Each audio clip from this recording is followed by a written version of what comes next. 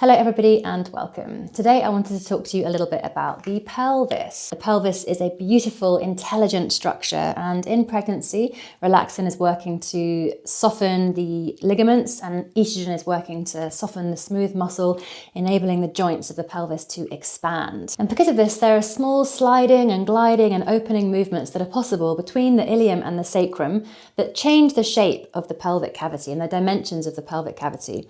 And the pubic joint at the front can open by as much as ½ an inch during labour to make room for baby's head.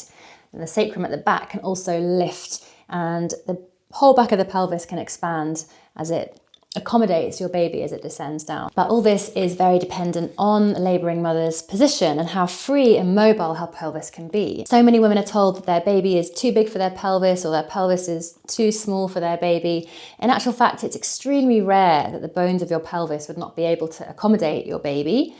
And it's much more likely that your baby might get stuck just because of the restricted movement that the pelvis has if you're perhaps in a reclined position or semi-reclined and the sacrum is not free to expand in that way. So the optimal and most usual position for your baby to be in is head down, occiput anterior, which means your baby's back to your belly, and on the left side as well, because the left side of the uterus is slightly rounder than the right side's a little bit steeper, so it's a bit easier for baby to come down on the left side.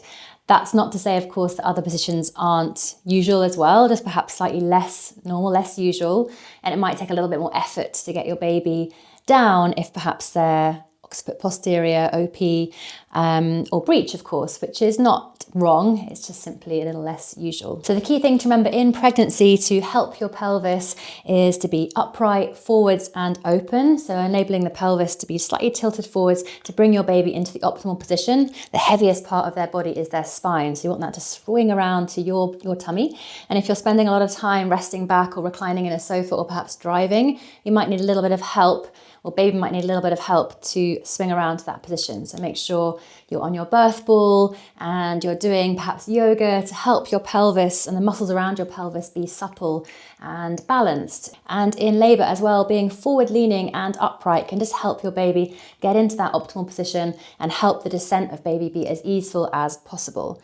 This is a sturdy looking structure, and of course it is, it's very sturdy, your pelvis, but it also has this wonderful ability and capability to expand and accommodate your baby as it comes down the birth canal.